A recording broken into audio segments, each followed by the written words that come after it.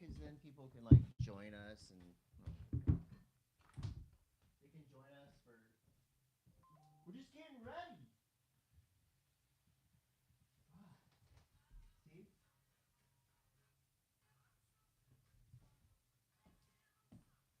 Okay, now. That's how the sauce is made. That's how the sauce is made. Stop. Stop what? Stop making the noises out of the phone. Me? What is this? Dude, I didn't do anything. What is this? What's up? Hold on. Sound check. Sound check. Sound test. We got lights, camera, action. I'm just going to wait for Todd to start the I'm podcast. Here. I'm here. You ready? Hi. Okay, let's go. In 3, 2. Why does this looks bad? What? It's too bright, huh? How do you unbright it? With the things out of batteries. There's no buttons on that. You unplug it. Says you. Hey! This is out of batteries. What's up, everybody? We're live. This is called the lobby right here. You're in the lobby. In the They're waiting in the lobby. room. There's no buttons on that thing. Shit. Just unplug it. You It's get still a sign. Get the picture. Look at our lighting. Ladies All right, here we go. and gentlemen, Let's welcome to the Monday M.A.S.S, January 30th, 2023. Chris Coté. Todd Richards, how are you, Chris? Doing great. It's a Monday. We're here in Monday M.A.S.S HQ. It's raining outside. That means it's snowing in the mountains. And it's been a week since we were here. It's been Should a I turn week. my phone off? What do you want to talk about? Oh my gosh, we got a bunch of stuff. Before we talking about anything, we've got a great show planned for you. If you're tuning in now or listening in on the actual podcast network, Todd's gonna have a good rant later. A new what do we call it? A new. I don't want to do the. It's a new. I don't want that. Every episode's a Richards rant. I don't want to have a Richards rant. Every episode's a Richards rant.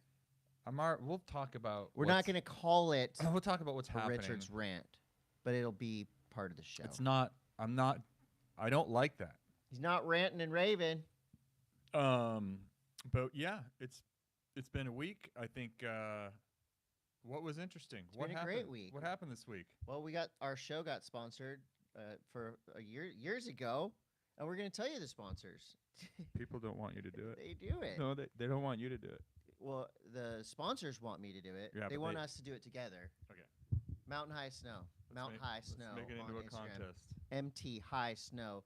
This is the closest resort to us right now. It's snowing. There's powder there. It's a super fun place to go. So easy to get to. And it's I had a great time there last weekend.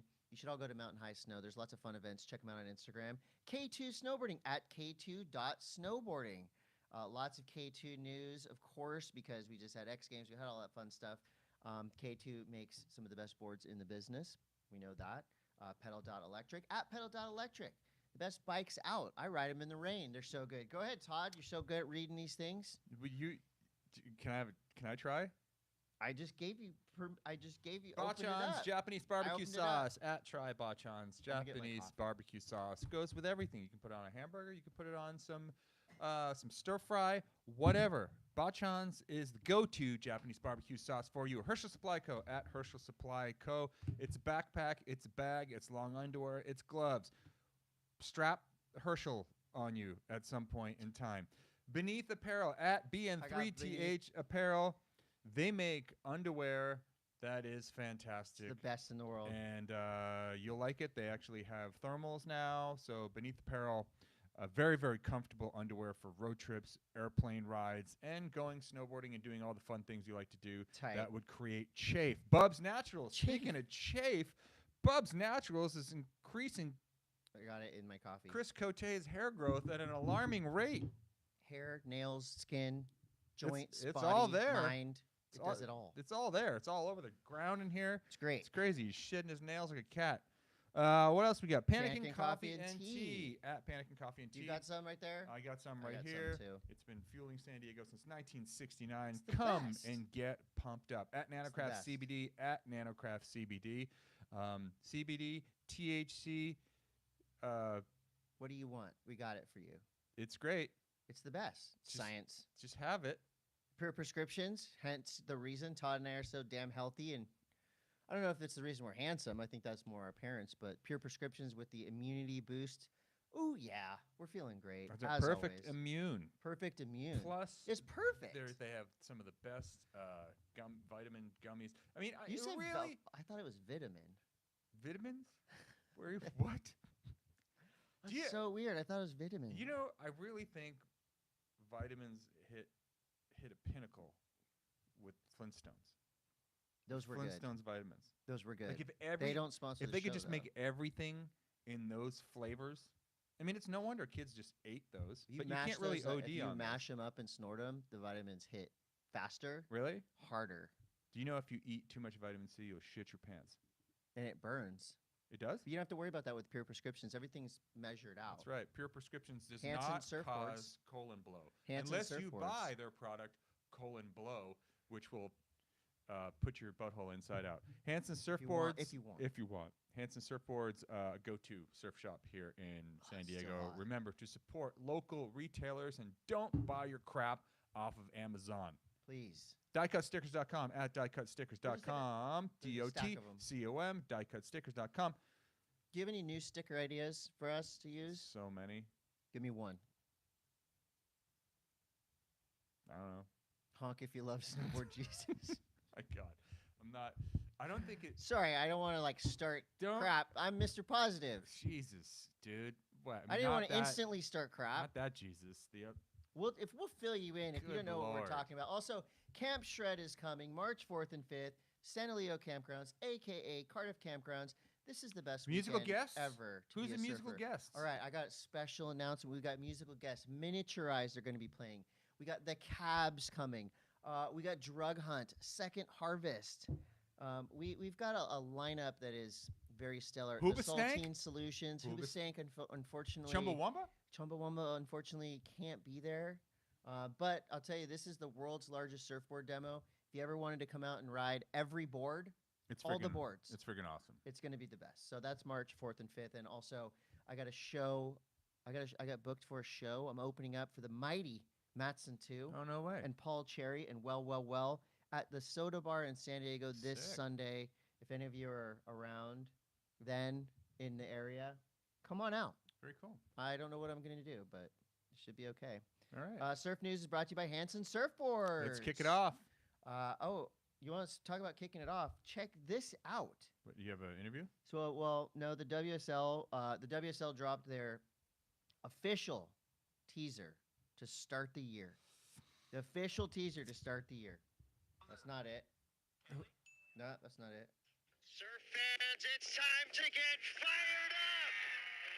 Hey, stop that for a second. You also had a thing the other day I saw on HBO's next season of the what is it? Make or Break? Yeah.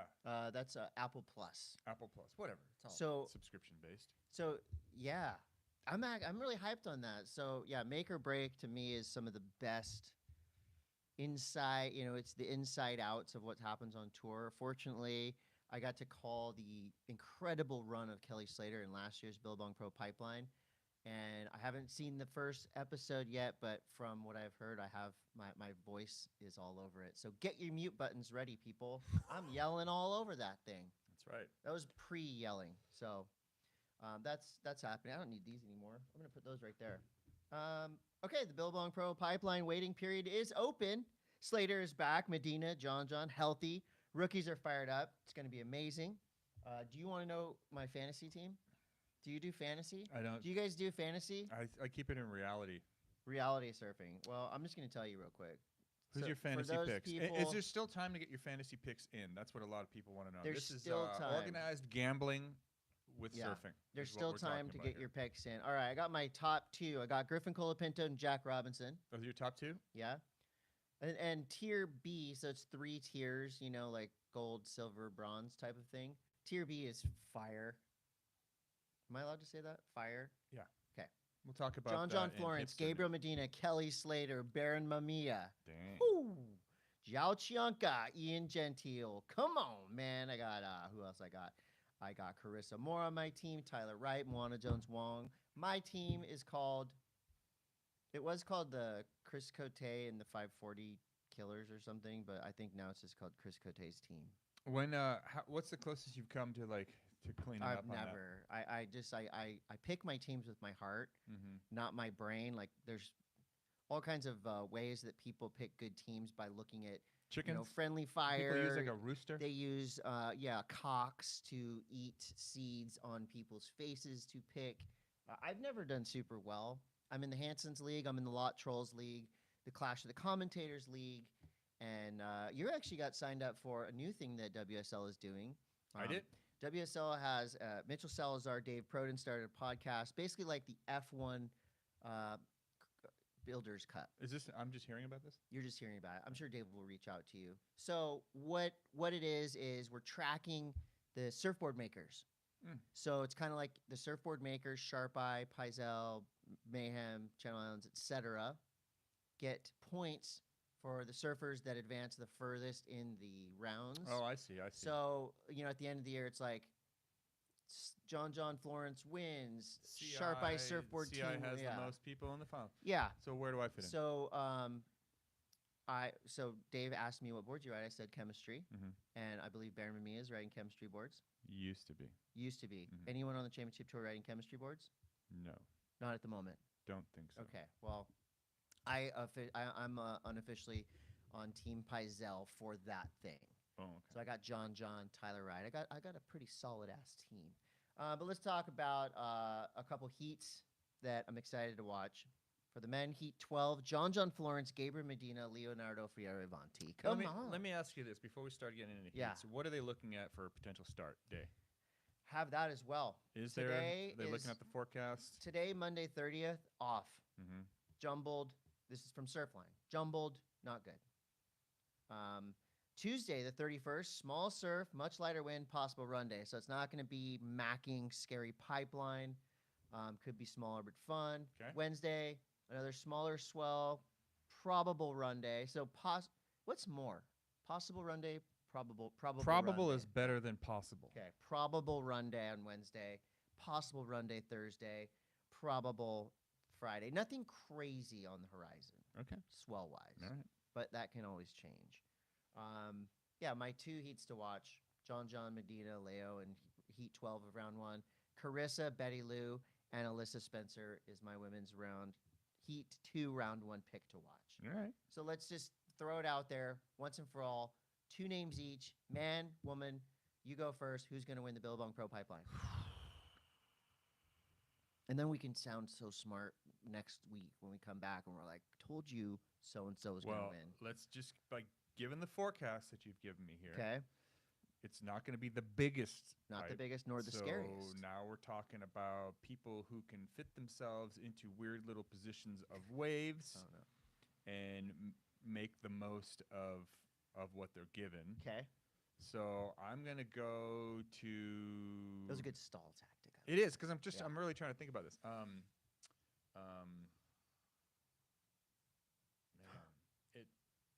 Felipe? Okay. Felipe's reigning world champion. Reigning world champ, and I feel like he's this the medium size. He has a distinct advantage because he can freaking go for it, and also Betty Lou. How's that? Are you okay? Yeah, good. My Your picks are great. I just took a sip of coffee and it hit me.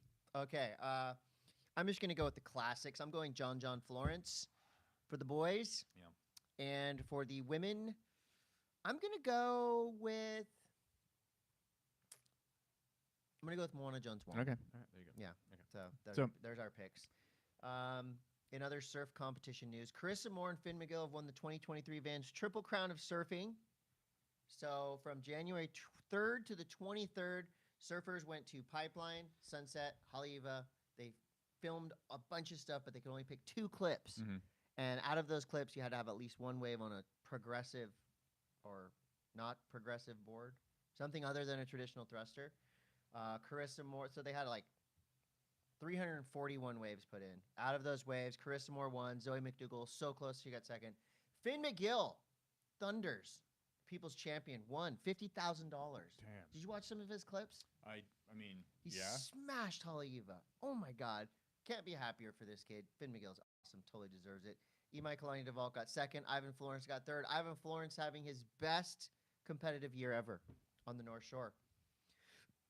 Surf news.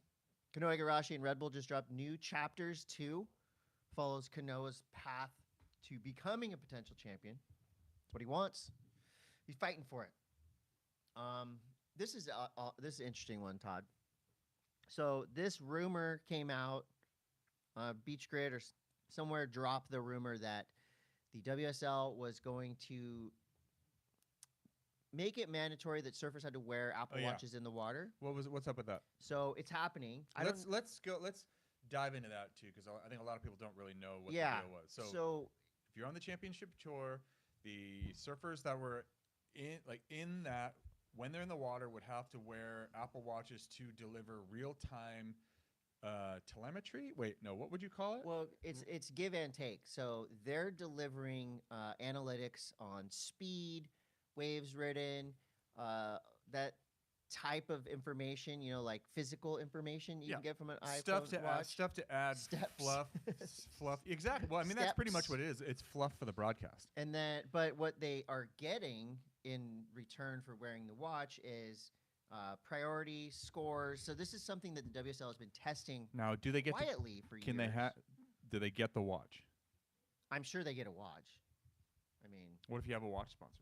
If you have a watch sponsor, see, that's the stuff that I don't know technically, and I don't know if Apple is like a sponsor of the WSL to where you have to wear that and that only. That part I don't know, but maybe you could wear your Nixon watch here and your Apple Watch here. Maybe. I mean, I understand what they're trying to do. They're trying to just bring more to it, and it's just kind of like, I mean, look, the inevitable, we're barreling towards the conversation that will happen during Snowboard News of just what is important to a broadcast, and what do these entities really want? And it's, they want to engage more people, they want to give more information, but sometimes, I mean, it's like, look, you can clutter the screen, and I've had this happen many times at NBC where it's at the Olympics, and they always want to bring in new technology to bring the viewer into what we're talking about, to give them more information about what's happening on the field of play, more facts, just more stuff to talk about. But sometimes what that ends up doing,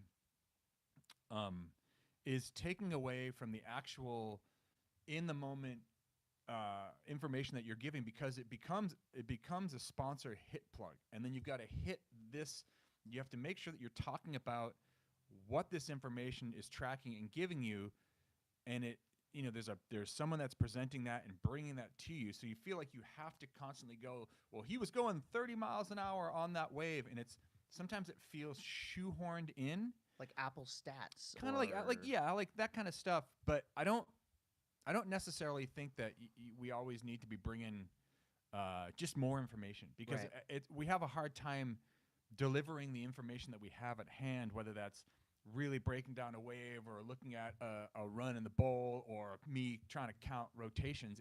It's hard enough as it is to try to give that information to the viewer, never mind having to constantly look at a small pop-up stat screen of what's happening. Now, but I know what they're doing, and you got these broadcasts need to be sold and put on, and people are definitely signing contracts to do this. Yeah. There are elements of this that I like. Yeah. I like the idea of knowing exactly how fast a surfer is going. I like that with the GPS tracking on an Apple Watch, and they have this on other watches, but you can look at who makes priority before the next person. Yeah, you can, like priority things you can look at. You can also look at hot zones on the, on the wave and in the lineup. So I think there are cool elements, and I don't know how they're going to be used. This isn't one of those things that I'm upset about. I think if you were, if you have a watch sponsor and you're not allowed to wear it, that's kind of a bummer for the surfer and the other watch sponsor. But I do like that stat-based tech if it's used sensibly, which I think they will. And the fact that I saw at the U.S. Open, for example, they like I said, they've been testing this technology, so they know what's going to come from it. They know what the surfers are going to see. You're not going to see this anymore potentially. Yeah, see, I think that's really important, the priority thing. But then, there is a beauty to the analog of priority, like looking on the beach. Yeah, that's still gonna. They're still gonna have that. Anyway, yeah. I mean, it's interesting. It'll. I did it again. Are you? I have a drinking problem this morning. It's interesting to see how that'll play out, and the way that it's been presented, kind of in the surf media, is that the athletes are forced to wear Apple Watches. Yeah. But when you break it down, and like they're just looking for more information to be given to the commentators, which take it or leave it. Who knows what that's going to be? So we'll see what happens. This is going to come into effect maybe tomorrow, depending on when you're listening to this show. So things are happening. Also, Stab in the Dark. Stab in the Dark. Italo Ferreira. I think that's going to be awesome. That's going to be a good one. Although Italo could probably ride my telephone. He could. I've seen and do big airs on it. Italo's boards in real life, or the few that I've seen, is Olympic board, for example. It was bright white, beautiful epoxy Timmy Patterson board. It was like a flat chunk. It was so. I mean, to me, I'm like, this felt like a mix of an '80s kind of outline with a brand new technological approach. So does Italo ride like specifically for like the Olympics, or like a wave that is more of a performance wave? Yeah. Is he riding more of a really flat, not so rocker board because of what he likes to do? The Olympic board and some of the boards that I've seen him riding in Brazil, for example, like you said, high performance spots, they're pretty like chunky and flat. Obviously, his Hawaii quiver is different. I saw a photo of it, and I couldn't even tell who shaped it. There was so much like graphics and stickers and stuff going on.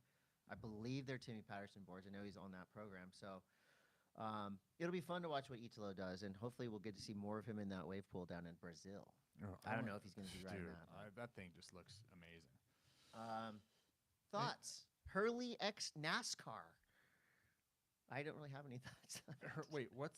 Hurley and NASCAR came together for a collaboration, and basically it's like a Hurley shirt with NASCAR on the sleeve, and like NASCAR style designs, which it doesn't really impact me or affect me. I'm not a NASCAR fan. People like NASCAR shirts right now. Hopefully, tons of people buy them. Hurley gets more money. They get to pay their surfers more. Hey, great. See, I got a positive spin on everything. All right, so we're gonna transition now. You have skate news next, but I need to get this off the elephant out of my room. Okay. So I'm gonna go live here on my phone. Going double live. Okay, hold on. Wait, if you want, what? if all this information is too much for you, take 32 minutes out of your life and cleanse your palate with Mason Ho's greatest hits of 2022 after this podcast. Mason Ho is a palate cleanser. Mason a Ho's joyful wonderful. Palate cleanser. Okay, snow news brought to you by K2 Snowboards at k2.snowboarding. What's up, Todd? So, give us the backstory. Catch us up all right, to where we are today. Here we are. Here we are. Apparently. Well, yesterday morning, I'd watched X Games this weekend. Okay. I watched some of it. It kind of irked me in a couple different ways. It got under your. It got under my skin. It got under my skin. So Sunday morning, I just half-ass freaking did a testimonial into my phone and put my phone down and like went away and didn't really. It seemed like a whole ass testimonial to me. It was a whole ass testimonial. Well done. I didn't really think too much about it. In hindsight, I probably could have articulated myself a little bit better. I used a lot of frickin' and fucking and blah, blah, blah, whatever. That's to me the confusing part was. I needed to get in one lane. It's frickin' or fucking, and I just sometimes think of that frickin' would look, probably dude. My brain is in fast forward and my mouth is in rewind 98% of the time when I'm just trying to communicate as a human being. So, anyways, I put that out there. I basically said that what I had seen on Saturday at the X Games, and I was tuning into the YouTube, and I wanted to watch the men's snowboard half-pipe final. Right. But I think I can't remember what I was doing. But initially, when I turned into YouTube, the first thing that popped up on YouTube was I think it was Minecraft, and I initially thought I was on the wrong. I thought I had popped into some like Twitch stream of someone doing Minecraft. Okay. And I was like, so it was they're on my computer in my house. The video game Minecraft. The video game Minecraft, and then someone was commentating that, like, oh, team such and such is, and then I heard Jack Matroni's voice, and I was like, holy shit, dude, this is X Games. Like, I have tuned into the right place, and I watched for probably, I don't know, like a half an hour because I was so in shock, and I was also still waiting to see what was coming up. So and in the span of the half an hour of watching Minecraft and watching Jack Matroni be visibly uncomfortable about like what is happening, because it's like, look, Jack. What was on the screen? It's snowboarding, like, but in Minecraft world? No, there was no snowboarding. It was all Minecraft. Apparently, it was like some people that were invited to the best Minecraft players in the builders. World. Builders. Minecraft builders. Got no problem with Minecraft. I got no problem with Minecraft. People are great. People go out there. They want to do Build that. away. Cool. I'm a huge gamer. Keep the damn look. Why as X Games this, and I said this in my rant. X Games started in 1995, I believe. Yep. The first X Games in snowboarding was 1997. X Games has been happening for a long time. Yes. It's always been about the athletes, and when Ron Semio came up with the X Games, it was about showcasing these incredible action sports athletes. Extreme athletes. Well, actually, no, because in the very beginning, I was at the very first press conference for the Winter X Games, and someone in the audience asked Ron Semio, does the X stand for extreme? And Ron said the X stands for the unknown, which I thought was really, really ingenious. That's pretty cool. And we're talking about a guy who didn't come from snowboarding, didn't come from any part of action sport. Entertainment. It just came from entertainment at ESPN and wanted to showcase these sports. We were all really skeptical of it at first. But I'll tell you what, as X Games came in and became like this this paramount, if you competed, if you were a competitive snowboarder, or a competitive skater, or a competitive skier, and all these different aspects, because we've gone through so many different sports of the X Games over the years, it was one of the best events to go to because you got the airtime, you were actually on TV. It was very prestigious when you won a medal. Right. The competition was always fierce. It's up there with Olympic gold. It really is. It was pretty Olympic style for a long time. But it really, when you stripped it all away, it was about the athletes and the athlete stories and these names, people that I didn't follow, like Biker Sherlock, Arlo Eisenberg, Dave Mira, Jamie Bestwick. Like, these names are like, I didn't really follow BMX. I didn't really, I certainly didn't follow inline skating. I didn't really follow downhill luge, but I knew who these people were. Yeah. Because X Games did such a great job of storytelling, and like Tyler Frisbee, he was a snowmobile guy, and these like Darren Rolves, like gnarly free skier in skier cross, like these names. Seth Westcott, all these names became heroes, household heroes because of X Games. And so when I see this X Games this year, and X Games just sold, by the way, and not very long ago, X Games sold. Okay. A new group has come in. Apparently, from what I was told from the inside, was the train had already left the station for this X Games. So there wasn't very much they could do. They did bring in Salema. Salema's back, which is awesome. Great. Yeah. I wish I could have seen more of Salema during this, because he is. I kept looking for him. In my opinion, he's the greatest hype man that these sports have seen. He was on Knucklehuck. He was on Knucklehuck. He did some of the opening hosting. But getting back to what I was talking about. So the broader and over the years it's gone, like, they brought in Knucklehuck, and some events have disappeared and some have come in, and the real snow and all that stuff. But this year, instead of telling those stories, instead of talking about like the build process of the snowboard park and what it takes, and this is the culture of snowboard culture, like, instead of that, we have people paying Minecraft for way too freaking long, And then these TikTok / influencer types being flown in and presented as snowboard culture, which is, I mean, look, I'm not even going to say who was there because you can do what you want. You can be part of this community. You can be an influencer on TikTok. I don't care. But it gets weird when I look at you're taking away from pushing. Like you're bringing in influencers instead of creating influencers within this sport because it's embarrassing. Mark McMorris, all the incredible action sports names. These are the influencers. You don't need to bring these other people in. You need to tell the stories of these athletes that are there, and not just McMorris, not just the Zoe Sadowski.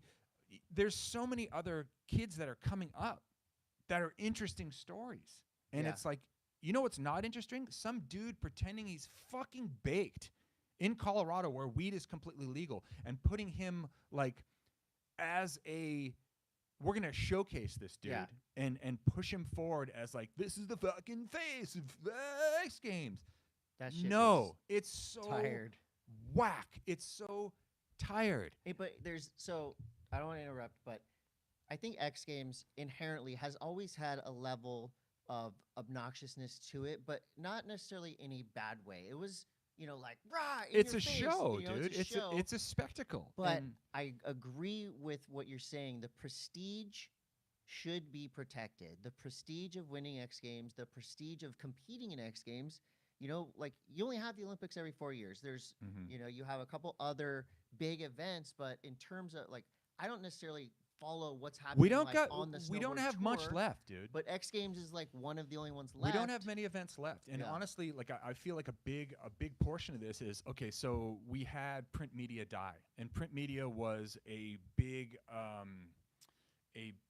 advocate of creating these icons, creating these influencers, creating these heroes for people to worship, which would in turn bring people out. And I'm not talking just snowboarding, on free skiing and in the summertime you get the skaters and the BMXers and whatever. You create these personas and then you bring them to the X Games and then people can come for free. This year it wasn't for free anymore. You have to pay now to watch, which is like, what? To stand by the half pipe? Stand by the half pipe and freeze. You have to pay to do that. To me, it's taking away from all of the push that these athletes have done to get there. Because let's not even beat around the bush. What these people are doing, the athletes are doing in their respective sports, is so far and beyond what anyone could have imagined 15 years ago. Right. At the inception of the Winter X Games in 1997 at Snow Summit, there is no way, if you had told me what would be going down in men's snowboarding halfpipe or men's snowboarding big air or knuckle hucker, I would just be like, you are out of your freaking mind. Yeah. So for them to be having their moment in the spotlight cheapened by a bunch of sideshow bullshit, fuck that. Yeah. Fuck that. And this is all about the athletes. And people I've had a lot of pushback on my social media. You're gatekeeping. You know what? What's wrong with being a gatekeeper? Okay, look, gatekeeping in its definition, if you look up Urban Dictionary, it's to be exclusive and keep people out.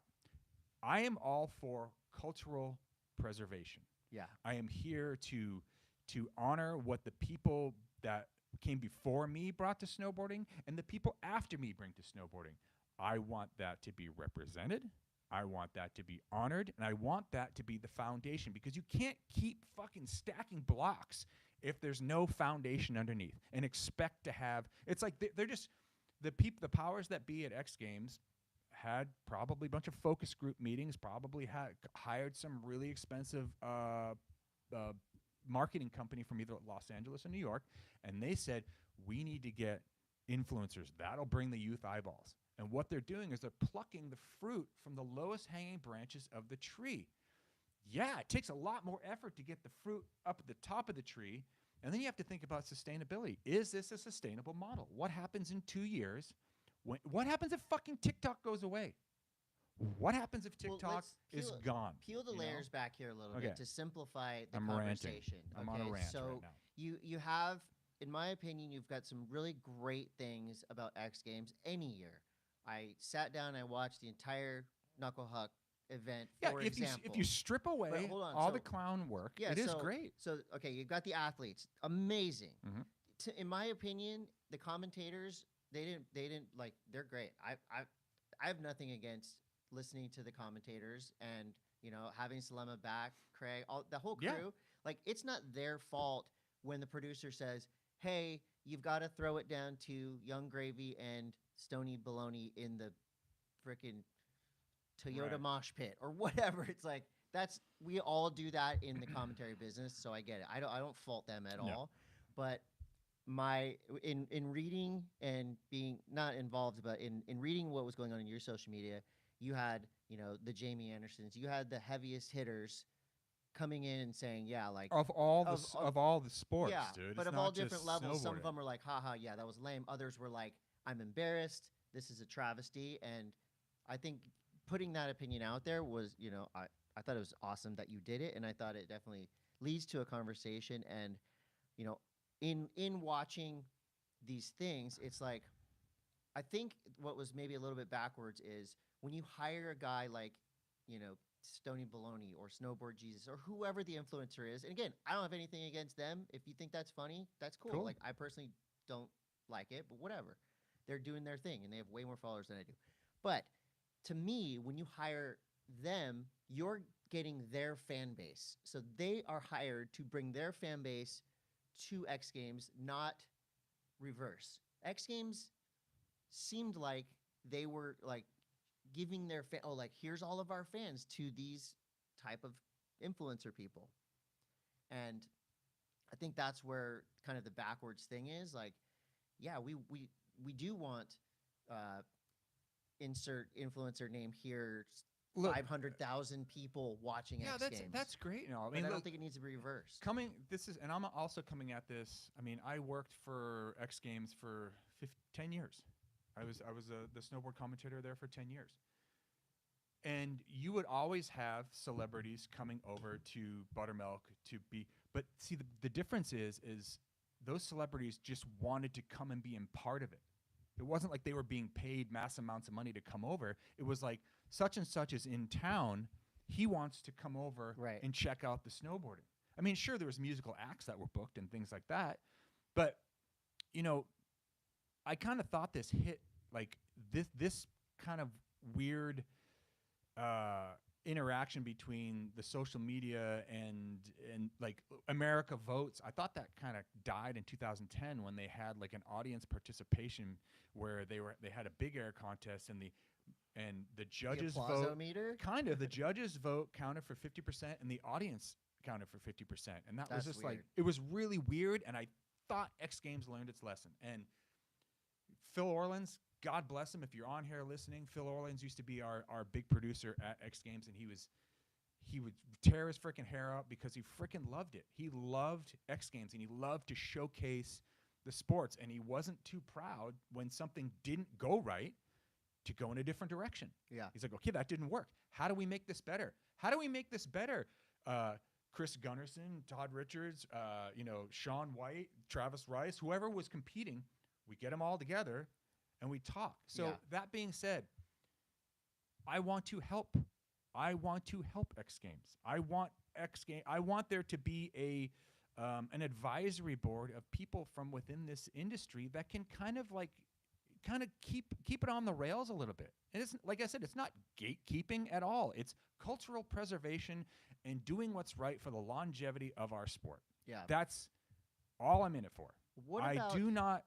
You can do whatever the frick you want. You can hand out power bars to people in lift line and make sure a camera's pointed at you when you do a good deed, so then people will know about it. Like, you can do that all day long. I don't care. But when you start to take away from the cultural aspect of the sport, like, that's where I have a problem, because snowboarding gave me like pretty much everything. It gave me this a bullshit pulpit to sit here and give you my old man views on how but things are. But it's not. I like, and that right there, that's an issue. It's like, oh, old heads getting mad.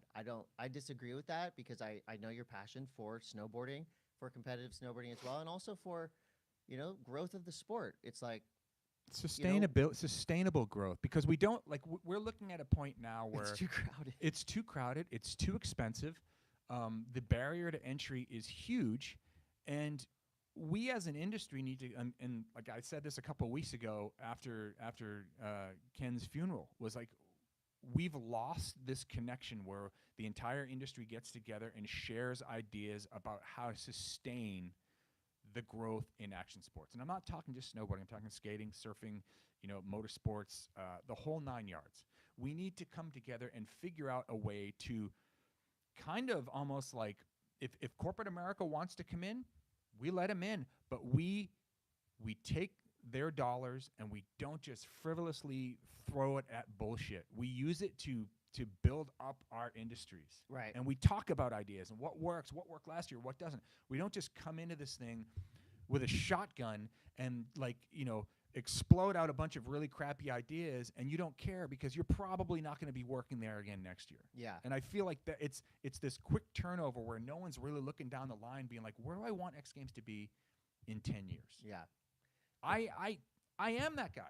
I don't even know if I'll be able to fucking walk in 10 years, but you will be. I know that I want to give back to something that gave me a lot, and the X Games gave me a lot. They gave a lot of us a lot.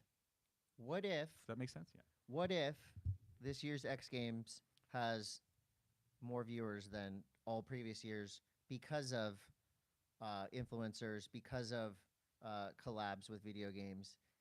In watching on TV and watching the crowd interaction, people look like they're having a great time. People seem to be loving Young Gravy. What if? Yeah. What if the numbers are huge? Works? What if these numbers are absolutely giant? Well, is numbers everything, Chris? No. No, numbers are not everything, because you know, definitely not. Have you looked at how many people listen to my music or exactly like freaking no one. Numbers aren't everything. Numbers quality listeners, not quantity. No, I just I think there's a really good chance that the numbers are probably really big, but at the same time, when I initially jibber jabbered onto my Instagram yesterday, usually when I jibber jabber like that, I don't really expect anything, but it resonated with a lot more people than I thought it was going to. Yeah. Like overwhelmingly, people are like, fuck yeah, we need to do something. So I feel like there's this paradigm shift in not like the core culture, because that's such a weird word these days. Like, what is core? Right. There's no like core. Like, what is, but I just think people are starting to care more, and the activity, the sport that they identified with and have like built a lifestyle around is slowly being washed away. Like that special thing that held you, like, the special thing that that I don't know, like, are you like when you identify yourself as like, I'm a snowboarder, like I'm a snowboarder. Yeah. Like it's kind of getting like eroded. And I don't know. I feel like it resonated with people because it was like a kind of, I don't know, just a cheapening of something that a lot of people hold dear. Yeah. Yeah. And it's funny that all of this comes up via X Games because, even though when you think of X Games, you think of this kind of like brash, obnoxious, but then if you kind of take that layer off, Tony Hawk's 900. I mean, you think of like these moments, right? From X Games, you mean? Yeah, or just like maybe not it specifically, but these moments from X Games that changed how we trajectory. skate, like, how look, we snowboard. you can't deny. I mean, like, look, Tony was the one that performed the 900, but X Games gave that trick the platform to be seen by millions. Yeah. And for, I think it's really hard to argue that it didn't shoot action sports stratospherically in the right direction. It's like it exposed it to a lot more people because the powers that be that were in charge of the X Games put the sports front and center, everything around the sports, the culture, everything was geared towards pumping up these athletes and creating superheroes. Yeah. Because they are to me. All these. Well, that helps them get paid too. Totally. And that's another thing too, is like, you've got people that are the best in the world at these sports that are fucking scrapping by, dude. But they're risking it all to entertain you. Right. We need to get these kids paid. Get them their dues, man. It's like, and then you got another dude who like walking around like pretending he's fucking baked, making 10 times as much money on the hill. No, there's a problem there. There's a disconnect. Yeah. I don't have a problem with many influencers as they do their thing. And again, their audiences are way bigger than mine, but I agree with you. Some of it's super embarrassing and super cringy. And then I watch some of the stuff that my kids watch, and it's embarrassing and cringy. So maybe the focus groups are right. From what I know, most people who are influencers who are outlandish, embarrassing, and cringy get a lot of views. Mm-hmm. And again, I guess we'll see. So we know about the negatives of X Games. Let's talk about the positives. I'm going to throw out some names and some results. Tell me how this happened and why are you hyped on this. Women's snowboard slopestyle, gold, Zoe Zadowski-Sinai. Oh my goodness, Zoe is on such another level right now with her riding. There's just so much confidence in every trick that she throws, every landing, every rail. You can just tell like she's super in her moment right now, and she's like such a crazy inspiration for this next crop coming up, because the stuff that she's doing, I mean, she didn't do it in this competition, but she's got switch backside 1260s, she's got backside 1260s. It's incredible. It's really insane to watch her ride. I mean, she's like one of my top 3 favorite people to watch snowboard. Hell yes. All right. Scotty's back. Men's snowboard superpipe gold medalist Scotty James. So I watched the men's halfpipe the other night. They did have a bunch of snow, and it was kind of snowing. Like too much snow for halfpipe? It was just like with superpipe, there's such a fine line between having just enough speed and any fluctuation with just snow falling or even the snow getting tacky. Because it's a super pipe and speed is of the utmost importance, it really, like, you need to be on it. Scotty, everyone else looked like they were struggling for speed. Scotty looked like he was running it in cruise control. It's cruising. But cruising for Scotty, but not cruising for anybody else. I mean, started off with probably like a 15-foot high switch McTwist straight into a double 1080 that looked like he was just, my favorite thing about Scotty is this back arm doesn't go under his butt cheek when he rotates his doubles. And it seems to be that's kind of a thing. It keeps your momentum going, gets you tucked up in a little flying meatball. And Scotty's big, man. Scotty's over 6 feet tall. Really? And yeah, you just finding that out? I'm just finding this out. So anyway, Scotty's style on his doubles, it's slow. It looks effortless. He put together a run, ended things off with a switch backside 1260.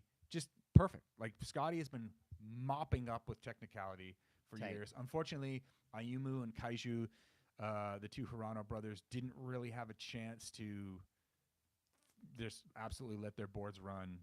So Scotty kind of just walked with that one. Right. Women's snowboard superpipe, Gaeon Choi. Killed it. Yeah. Women's snowboard big air, Rira Iwabuchi. And Rira she did the first triple that we've seen in competition. Triple undercork 1260, which is incredible. She made her first one in that contest, which I think it was her first one. Madness. It's insane. And Marcus, one of the best ever. Marcus Cleveland, snowboard big air, gold. Triple front rodeo or chicane. Chicane's off kind of almost more of like a nollie style. Rodeos, you throw it over, you dip your front shoulder. But dude, Marcus Cleveland, man, the kid is on one. He took 2 golds and a silver. And I love his face and style. He's just like, yeah, this has been so fun. I'm having such a fun time. Men's slope style, And now the record holder for most Winter X medals, Mark McMorris, Sparky came clutch. Damn. At the end. And it's crazy too because had Marcus Cleveland it was really close. Like Marcus was leading into the very last run and basically had 3 golds. Right. A sweep of all the events. And it's funny too that like you know we're talking about the seriousness of these events and for me my favorite event is the Knuckle Huck, which is the most zany of all the events, but also to me the most relatable because it's like it doesn't look like these guys are about to die every time they jump off the jump. It looks like they're floating, and there's just something so cool and weird about it. It's like it's basically I might be considered dorky. You're just kind of flying like you're just so flying to the bottom. weird. It is weird. I think it's really cool. It is relatable. I can't even imagine like watching Zeb Powell ride that gigantic board and being able to just like nollie and butter himself into whatever the kid has air awareness like no one on the planet. He did almost kill his friend trying to do a high five. It was like a I don't know, that might have not. I think it was Zeb. No. You're talking about Dusty Hendrickson. My other favorite. That dude is insane. Let's just shout out right now of for me. Give me some rider names. My honorable mention of MVP of the weekend and just making it look so stupid good. Dusty Hendrickson he's just in a league above everyone else. Well, one of my favorite things to do is, you know, I see the jumping every contest. It's all looks the same to me. But I start to pay attention to like what people like what their body language is in between the jumps. Dusty Hendrickson looks like he just drank a bottle of NyQuil. Yeah. In the start gate. And like he's Corey just Juno kind of style. He's just melatonin steez all the way down. It's so incredible. He's another one of these kids who can make anything look good, and he's my style MVP of the week. And to your point of influence, they kept showing Dusty before his runs at Knuckle Huck, and he was dancing and he was having fun. He was talking to his homies, and I'm like, I want to know more about this dude. Why not follow him around all day? Because he seems pure and real entertaining rather than somebody who's acting. Right? Like, you know, what one of my favorite... Sorry, I dip back into negative. Well, good. Let's talk about it. Like, instead of going up on the hill and following Gravy Boat around, what's his name? Young Gravy Train around the hill. Jizz. Why not just follow Dusty Hendrickson on a casual lap as he goes down to the slopestyle course, because it will blow your freaking lid.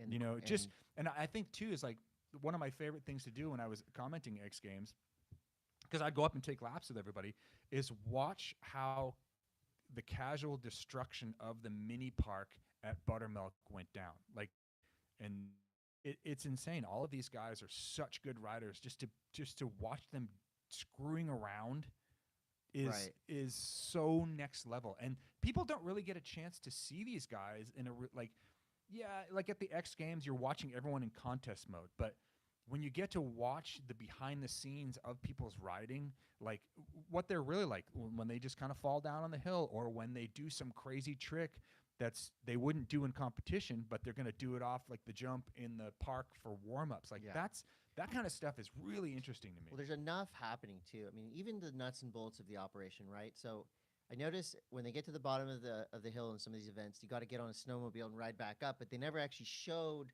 like what that is. They showed the snowmobile kind of, and then they showed the guy, and it was like, okay, next rider.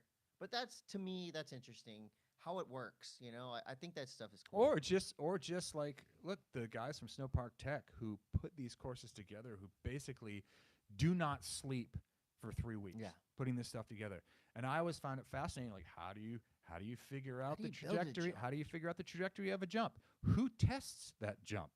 You know, who cuts the super pipe? Like, what is the stuff that goes through that? We used to do features about that stuff all the time when I was commentating X. Like, it was always something, you know, and it was always kind of became awkward when you brought somebody else into the booth that wasn't from that world, because it's like you have to dumb the broadcast down to speak to the person in the booth. You know, I don't know. It's just there's a lot that can be done. I feel that this new the new owner group of the X Games definitely wants to make it better. There's a lot of us from within the industry that want to help to make it better. And it really just comes down to we just want to provide an incredible venue for the athletes to do their thing, right, and the most spectacular riding presented in a fun way that's true to our sports. Please still have fun. And but please, that's it. I guess be respectful. And Todd, I do respect that. Yes, you can complain, you can rant, but you're also coming up with ideas and offering help. Look, I'm one freaking person. If it was just me and yelling into the void and I didn't get any kind of response, cool. I freaking go away and then I move on to whatever. Last of Us last night. We talked about that, whatever. But it seemed to really resonate with a lot of people. So obviously there's something there. Well, so it resonated, and we got to move on. All right, let's go. Okay. What else? Get back to the pureness. Get back to the rawness, the beauty of snowboarding. Muzzy recommends Vans Arctic Roses, Arthur Longo, dude, Brian Iguchi, and the crew. Any rookie Yarby. You didn't even want to go there, did you? No. Did they have names on the screen though? They did not. But I just I feel like there's this to me is kind of like it's artistic, it's beautiful, it makes me want to go snowboarding. I think X Games and other big spectacle events are kind of they're kind of mixed. They're like, this is snowboarding, but it doesn't necessarily make you want to go snowboarding. Videos like this make you want to go out and snowboard with your friends. Look, anytime you can watch Arthur Longo just cruise around and do ollies on cat tracks, I mean, it's going to be a great amazing time. So that's a palate cleanser. That's it. Is a palate cleanser. Yeah. Coming up in competition news for people. This next weekend we have the Grand Prix event is happening at Mammoth. We have free ski and snowboarding happening there. Slopestyle. I heard Bobby Sloth got hired to be part of that, and he's like a furry that only talks in sloth language. He's got a ton of followers, but he's actually going to be following the action at very slow motion. But he's basically going to be the face of that event. Am I correct? And he's dressed like a sloth. Stop it. That's not. Just stop. And then we've got. I heard there's going to be a baby there. He's 1.5 years old. Great snowboarding baby, but the baby's going to be mic'd up and chucked down the pipe with the rider for the first time ever, actually on a baby Bjorn to commentate. You know what I tell you? Is that true? I would tell you what would be great is to mic up the parking lot attendants, and when people try to just barge into the parking and do, I'm just dropping somebody off. No, you're not. That's who I want to have mic'd up. I think that's some real shit. Anyways, we also have Do Tour that's coming up later on this month in Colorado. Completely different format. There'll be more information on that baloney as we get closer there. And if we're working it, it's going to be great. Yeah, it's going to be great. And that's that. And that is snowboard news. Do we have skate news? Well, there was some bad news that happened. Sucks. Beloved South Lake Tahoe skier Kyle Smain killed in an avalanche in Japan. Yeah, and again, it's just further reason. Just please, everyone, please be careful. This has been such a freaking horrendous start to 2023 with the, big people in our sports passing away, and just be careful out there. And this was an avalanche that happened in Nagano Prefecture in Japan. Just be careful. Yeah. If it can happen to the best of the best, it can happen to the rest of us. Yeah. And I don't want to start skate news on a bummer as well. Skate news is brought to you by Beneath Apparel, but this is, if you type skateboarding, skate news, anything relating to skateboarding into Google right now, the story of Tyre Nichols will come up, and it's a story that needs to be told. This kid was really a great skater. He loved it. He was passionate about it. He was constantly out filming, and it's pretty amazing. Like that, the first thing you hear about this guy, he's a kind-hearted soul, a unique individual, a skateboarder. He was murdered by 5 police officers in Memphis, and it's a horrific story. I didn't watch the video. That's not. I don't. Obviously, it was a key thing in all these officers potentially getting arrested and all that stuff. But the point is you know, it's just really sad, and it's to see that his life is being celebrated is, you know, at least inspirational there, and that the protests that followed have been peaceful, and it's horrible, and it's just fucked up that it keeps happening. So hopefully that'll be the last one. I mean, you can think about it that way. But in great skate news, Thrasher magazine has just dropped Scramble, Dylan Jebb, Kieran Woolley, Patrick Prayman, Nick Matthews, and more.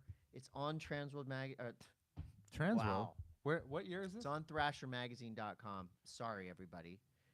It's really awesome. It's really good.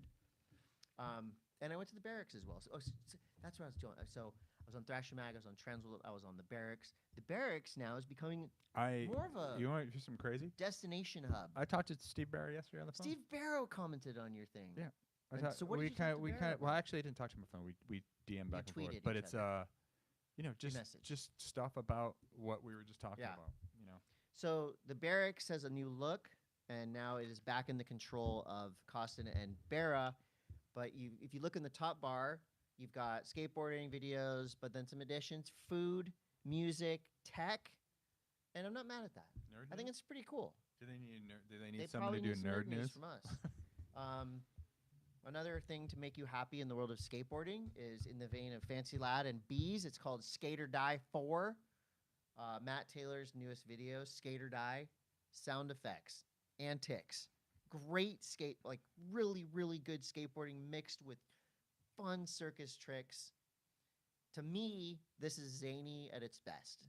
This is not trying too hard. This is zaniness at its finest. Loved it.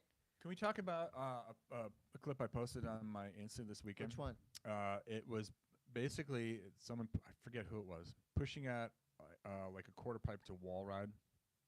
They basically go like sex change, body varial, right? They jump the other way and then fakie ollie off the wall in rapid succession back into a quarter pipe. But you don't remember who it was? I don't, dude. It was like on my Insta like 2 days ago, but it's this crazy... I don't know. There's some really good skateboarding happening out there. I wish I knew who it was because it was freaking awesome. True Skate Mag names Sodi TJ Rogers, so they named their own Skater of the Year. I mean, how could you argue against this one? TJ Rogers dropped 4 insane video parts while beating cancer. Period. He's a hammer. Also, Chandler Burton, a.k.a. Big Nakie, dropped an insane part. I love this guy. Super unique. He's glamorous. He's cool. He's interesting. He's way different, and he rips. So watch him, support him. That's my skate news for now. I do have nerd news. Chris, Are you still looking at your thing? I have so much nerd news to talk about. Oh my god. Good. Why not? It's Okay. raining. Who gives a shit? All right. We're Nerd live. We're news is having brought fun. to you by Pure Prescriptions, and if you have not dove into Perfect Immune, you have a really good chance of getting eaten alive by a cordyceps virus. Somebody's gonna kiss you with Foam mushroom. mushroom face. All right. Before we're gonna start talking about Last of Us, there could be some spoilers, but in my defense, I only watched 3/4 of the new episode. I had to go to sleep, so I will just start by saying, this love story episode came out of nowhere. I loved it. I thought it was so endearing and so left field. I was gearing myself up, ready for more clickers, more death, and it was this beautiful, random love story. Well, the thing is, okay, so for nerds Is that like in the game? For nerds like me who play the game, Okay. no. Bill's whole story, like, it didn't really play out that way in the game, and a lot like the I forget what's the guy's name, his boyfriend or his husband. I kept that's the dude from White Lotus season 1. Anyway. So that in the video game, that guy hangs himself, and it's all in. You have to like basically kind of put the pieces together. What happened between Bill and his partner? You're solving the mystery. Kind of. It's like Okay. just within the game, you're roaming around, you're fucking finding shit to craft, and sometimes you find a letter that kind of like gives you a little bit more. But in the game, Bill, that whole town is there, like basically the same premise of it, where he takes over this town and puts a bunch of booby traps. But they run into Bill. Bill's still alive in the game, so it was a really big departure from what the game source material was. But I was a little bit thrown by that. Let me back up here. Okay, we're on episode 3. Episode 3 of The Last of Us. Within the first 5 minutes, there's a scene that completely took me out of The Last of Us. And I freaking love this show. I love the game. I love everything that Neil Druckmann has created. It shows a scene of Joel and Ellie by a stream in the woods. Okay. And it's a pulled back shot in this forest. Right. And in the background are 2 fucking mountains, and it says 10 miles outside of Boston. Are you fucking kidding me? There's no mountains outside of Boston? Well, it's like a mountain range in freaking Wyoming is what they're showing in the background, and it says 10 miles outside of Boston. 10 miles outside of Boston is Lexington, Concord, and that is suburbia. And there ain't no giant pine trees. There's freaking birch trees. So please, for the love of God, if you're going to show in episode 2, if you're going to show Faneuil Hall in Boston, and now you're 10 miles out, and there's a freaking mountain range of 14,000 footers, no. It didn't bother me. It bothered me. Didn't bother me. It brought me right out of it. I love the booby traps. Back into it. Don't give. It was much. a bit. I don't want you to give too much though. It was a departure. But it was. Neil Druckmann had a little interview that said when we were looking at the source material to create this show, could we improve upon the source material in some places? And if we did improve, does it change the narrative? And this was one of those things where they decided to go left field and improve on it. And I think it did. It kind of adds a little backstory to what's happening. And it also kind of shows you that, this isn't it is pretty close to the game's pacing and the game's story. But at the same time, they're kind of, they're making it its own show for TV. I think it's pretty amazing that you can watch one episode and see this arc of 20 years. Right. And we've seen that now in every episode. It's like 10 years later, 26 years before. It's pretty cool what they do with time. So I guess it's safe to say that Todd and I definitely recommend to all of you to watch Last of Us. Yeah, I mean, look, it's still like one of my favorite thing, and I keep telling everyone, I'm telling you, and you ain't. I'm telling you. And it's been okay. So also this past week, it's been renewed for season 2, which means Thank that goodness. they are going to adapt at least the beginning of The Last of Us Part 2. So there's 2 video games? There's 2 video games: Last of Us Part 1, Last of Us Part. When you beat the first one, do you kiss a princess? No, that doesn't happen in this No? one. It's the opposite. You get your stomach punched. Like, you guys have no freaking idea what's coming. Should I if start you don't playing Last of Us? Yes, I video will. game? I will gladly let you borrow my PlayStation to play it. I have a PlayStation. You do? Yeah. PlayStation what? 4? You do? Yeah. Why don't you just take my Last of Us copy? Okay, give it to me. Jeez, I don't want to fight with you. We've already been arguing. I'll argue. We haven't been arguing. I'll argue with anyone. I've got pent Here's up what aggression. I watched this weekend. I watched an Amazon show that I kept seeing for a year or something. Oh, yeah. It's called Hunters. I thought it was like a comedy Nazi hunter thing, but I started watching it with my wife. The show is so gnarly. It is equally as gnarly as Game of Thrones. Yeah. As in terms of like violence and blood and tension. It's You're a little late. You're a little late on this one. I'm very late on this one, and I'm even later on this next one. I'm embarrassed. Well, actually, I'm not embarrassed to admit. I finally just watched The Godfather. You're on an Al Pacino freaking come up this weekend. I just watched it. I feel so much more grown up. I'm in part 1 or part 2. Like, what'd you watch? I'm in like this interesting kind of media landscape right now. I started listening to an audiobook on Audible about how Mario Puzo wrote The Godfather and all that they had to go through to get it made. Insane story. Better than the movie. This story is it's like the shit they had to go through to get this movie made is almost more entertaining than the actual movie. And so I'm halfway through the audiobook and then I watched the movie and now I have the audiobook to finish. So I'm going to know more about The Godfather. Dude, Marlon Brando? Are you kidding me? Nobody wanted to hire him. They did not want Marlon Brando. He was washed up. He was a failure. His last 10 movies had bombed. He was like over. Francis Ford Coppola demanded it. That's You know, he so was a good. blonde too.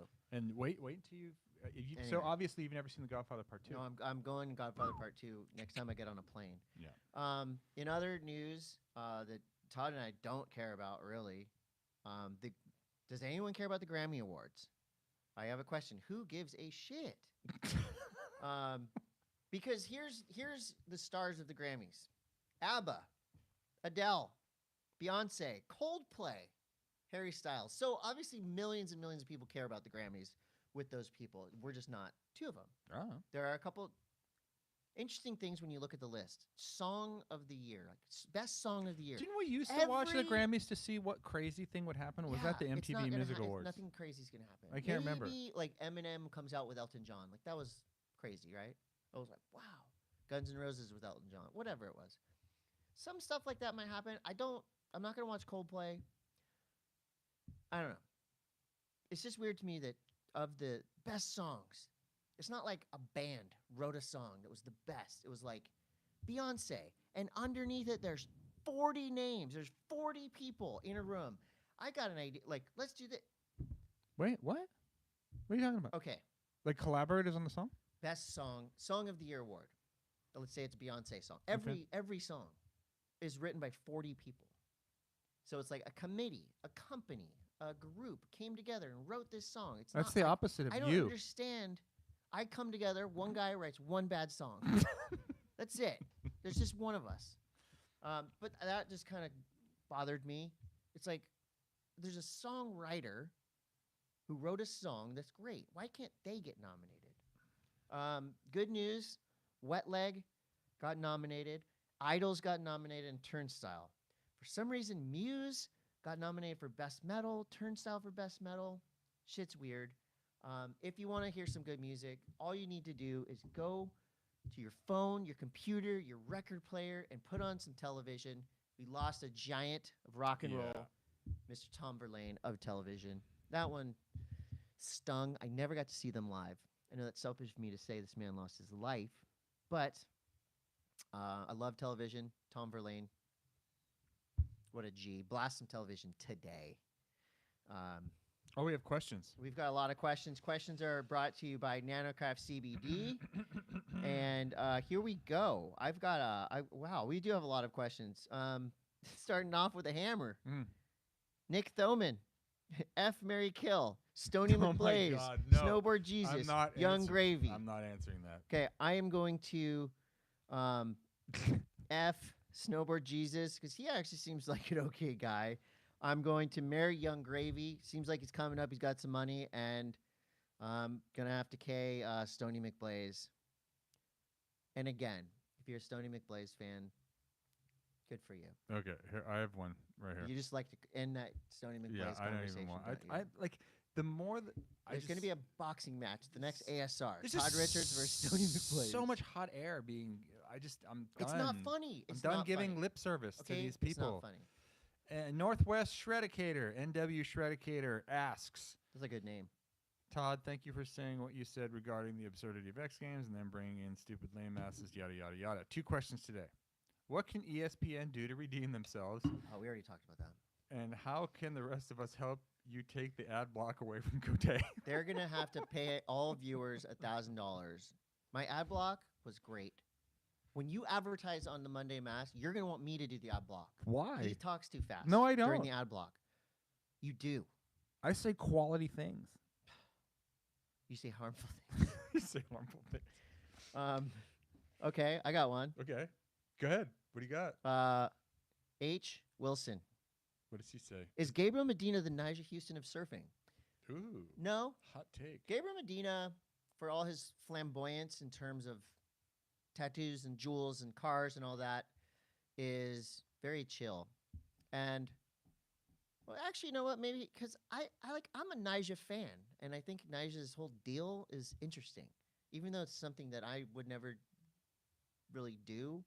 But I don't have a couple $1 million in the bank, so I'm not rolling around in a Lambo. So maybe Gabriel Medina is Nyjah Houston. But that's a good point. Look, you can lead a fish you can to lead water. look, there's absolutely no arguing about the amount of talent that either one of these dudes have. People get really bothered by how Nyjah dresses, which I think is funny. I look at Nyjah like well, to me, I would never wear booty shorts because my legs are fucked up. You don't want to see Todd's I look like an ostrich, like a really pale ostrich. But like, if you have that much confidence, and I also think my shins would get hit with my skateboard a lot. Right. And if you have that much confidence that you can run freaking booty shorts and handle gnarly 10 stairs, right? Are you kidding me? Yeah. Go for it. Yeah. It ain't me though. But you go for it. I don't think either one of those guys would be bummed to be compared to each other either. I got a question from New Greens. What does Todd enjoy more, the absolute virality of his latest rant or the sweet love story of last night's episode 3 of The Last of Us? Well, we just said we loved that episode, and Todd loved his rant. So can he love both, or do you not love? I have equal. He's done ranting for the day. Done ranting. My throat hurts. Some guy at Nobody says, what's some guy? Are you guys going to talk about the lifeguard Luke Shepardson? Dude wins arguably the best big wave event in the world and wins airline miles. Ironically, poor dude can't even get the whole day off for the event, but wins during a 2-hour break. We did talk about Luke Shepardson. We talked to Pete Mel about him. I feel like we gave him. I mean, I would give him. I know if I had $10,000, I would give it. There's a GoFundMe that was started. Yeah. By some people to help him out, and I think that you can. I'm not sure who started it. And I don't. Here's the thing, Luke never asked for any of this. He just went out and crushed. Literally, on his break. It's like, hold this. I think that's hold amazing. my phone. I'm going. Yeah. But yeah, I hope he gets $1 million. The dude earned it. Yeah. And I think that fascinating story. Yeah, I think he has reached hero status. I asked a question on my Instagram. What's Kelly gonna do? Predictions for Kelly Slater. Andy Ryan says last year on tour, no question mark, no period. Is it? Isn't it? Andy Ryan, awesome. Always hear from Andy Ryan. He's a wonderful contributor to this show. Will Slater win 2 in a row? That's BJ, Beasting Productions. Will Slater win 2 in a row? Well, he picked Felipe and I picked John, so I can't go back and say that he's going to. I think Slater's going to make the finals. Where do you think? Okay, so where do you think Kelly? In your opinion now, based on what his current skill level, his current everything, Kelly Slater of 2023, now. Where are his 2 strongest venues? Pipeline and Tahiti. I'm going to say Pipeline and Tahiti. Okay. Yeah. So I mean, J-Bay. Obviously, Kelly's at the top of his game when Pipeline is dredging. Yeah. Okay. This is a great question. Okay. Board Yak. What's Board Yak say? After watching a couple big contests in surf and snow, I was wondering, who do you guys think has the best names in action sports? As announcers, you must have favorites like Crosby Colapinto, Rowan Zorilla, Sarka, Panchevakova, Rennie Renekongas. The all-time GOAT might be Zeppelin Zirip. Rocky Cannon, who is a commentator, has a good name. That's a great question. Dude, without a doubt, Zebulon Powell. Zebulon Powell. Dude, there's a surfer out of South Africa. His name is Surprise. And he's just the sickest dude. That's a really good name. Surprise Mafuto or yeah. His first name's Surprise. And I love that. Do you think? What about like on tour now? I mean, Yago is a pretty fun name to say. It's like fun to say. Yago Dora. Stephanie Gilmore has an elegance to it. You like to say Italo's last name like? No, I'm right in the middle. Italo Ferreira. See that? I've heard. Italo Ferreira. Someone says who's that? Italo Ferreira. Ferreira. I don't know. I feel like someone says that. Ferreira. Maybe it's Ferreira. We'll have to listen to Pipeline. All right. Yeah. That was a good question. Do you have what other any? I already said. Who'd you say? Zebulon Powell. Zebulon Powell. Yeah. There ain't no one else on this planet. I loved Zebulon. When during Knuckle Huck again, Salema, like you can tell when he came in the booth, they were kind of surprised, like, oh, he's like, I'm here and I'm staying, and he was like cheering for Zebulon, and it was awesome. Loved it. That was a magical moment. It was like the bosses here. Everyone had to like tighten their shit up. Chris Lowry says. What's Lowry say? Oh my God. You're gonna love it. Ugh, Would you rather nope. portray the character Stony McBlaze for 3 X Games stops, or be the host of the newly created Jenko Jeans inline skate tour? Inline skate tour. Yeah, same. Yeah. Look, Again, at the this dude point, might be a nice guy. I don't know. At this point, in being an inline skater is fucking punk rock because I agree. Because Oh, you've changed your tune. kind of. Wow. I'm just saying, like, strictly as looking I at like that, this. looking at it as your like acceptance level is rising. it's hard. Yeah. But I look at that now as like, yeah, it's difficult. We have because nothing there's against anyone personal, by the way. We don't know these people. Speak We for don't have yourself. personal vendettas on them. We just don't think like it's funny. you. I don't like you. Me? What did I do? Ian Scott says, I mean, this is more. I have to go to the questions about bathroom X so Games. bad. This is the last question. No. Hana Lee, another question about X Games. Oh my God. It's more about speed and stuff. Okay, But all we've right, talked all a lot about X Games. Matt P. Todd said his favorite overall performance was Dusty Hendrickson. Yes. Is that a question? Matt, yeah. He was asking like, what was your favorite overall thing? This is a long thing from Gage Fisher about a guy in a lift line. Are you actually a Mammoth local if you're from Southern California, or do you have to be from Mammoth? I think if you call yourself a local, you should at least have lived there for a couple years. Yeah, and also You really have to go to the bathroom? I'm Mammoth is not in Southern California. Mammoth is basically 6 hours away. Yeah, and it's also directly across from like Fresno. Is Fresno Southern California? This guy was being eggy on the gondola and dropping names, and he had icon stickers on his helmet, and he said, I know where all the secret spots are, any of you guys locals. And then a guy next to him, Gage, said, I'm from SoCal, meaning I'm not local. Drew Woods, good. Another X Games question. We just talked too much about X Games. All right. California Mud Motors. No, we're not answering his question because I know it's gonna be horrible. What is it? Would you rather? Oh my God, no. Would you rather be called a gatekeeper or be called a hater? I'm a great keeper. Okay. He's right. All right. Look, we're done here. Old nerdy bastard. Nope, we're done. I don't care. I'm not answering it. Says make gatekeeping great again. Okay, goodbye. We gotta go. I have to go to the Micah bathroom. Matson has a question. When you're trying to do a snap or a carve, where's the best place your back foot? Is it right above the fins or a little further back on a twin fin? On the twin fin? Behind the fins. Or on top of the fins. Off the tail? Yeah. Yeah, probably right on top of the top of the tail. It's easier. Yeah. Like if you're going to do a kick turn on your skateboard, you wouldn't do a kick turn Right. with your foot in front of the tail. Okay. That's it for us this week. Tune in next week for more aggressive rants about bullshit.